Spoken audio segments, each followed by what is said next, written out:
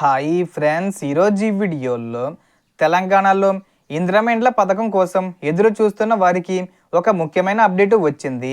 So దానికి సంబంధించిన పూర్తి ఇన్ఫర్మేషన్ ఈ వీడియోలో తెలుసుకుందాం. అండ్ వీడియో మీకు నచ్చితే లైక్ చేయండి ఫ్రెండ్స్. మీరు చేసే ఒక లైక్ వల్ల ఈ వీడియో ఇంకో 10 మందికి రికమెండ్ అవ్వడం జరుగుతుంది ఫ్రెండ్స్.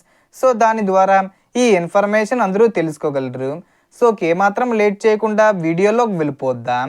సో ప్రభుత్వం L1, L2, L3 కేటగిరీల కింద అర్హులైన లబ్ధిదారులకు దశల వారీగా ఇళ్ల మంజూరీ ప్రక్రియను కొనసాగిస్తుంది. ముఖ్యంగా L1 కేటగిరీలో సొంత స్థలం ఉన్నవారికి ప్రాధాన్యత ఇస్తున్నట్లు అధికారులు తెలిపారు.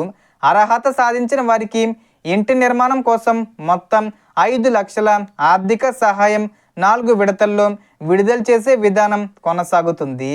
అలాగే GHMC పరిధిలోని కొన్ని నియోజకవర్గాల్లో డబుల్ బెడ్రూమ్ ఇళ్ల కోసం నమోదు ప్రక్రియ కూడా కొనసాగుతుంది. దీనికి సంబంధించి స్థానిక అధికారులు ప్రకటించిన నిబంధనలు, అర్హతలు మరియు దరఖాస్తు విధానాన్ని తప్పనిసరిగా పరిశీలించాలి.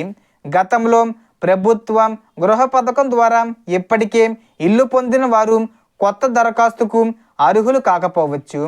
ఆల్రెడీ దరఖాస్తులు ప్రారంభమయ్యాయి. మీరు ఆగస్టు 10వ తేదీ వరకు అప్లై చేసుకోవచ్చు.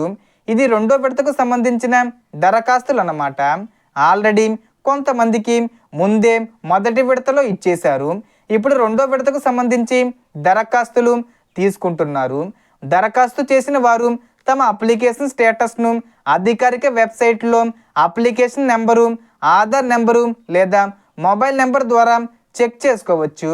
ఒకవేళ స్టేటస్లో ఏదైనా పొరపాటు కనిపిస్తే సంబంధిత అధికారులను సంప్రదించి సరిచేసుకునే అవకాశం ఉంటుంది.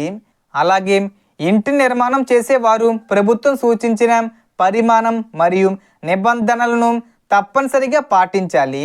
సో దీనికి సంబంధించి ఏ చిన్న ఇన్ఫర్మేషన్ వచ్చినా నేను వీడియో చేసి పోస్ట్ చేస్తాను.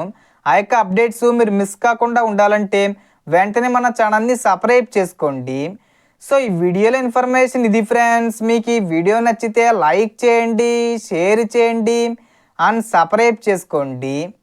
Thanks for watching.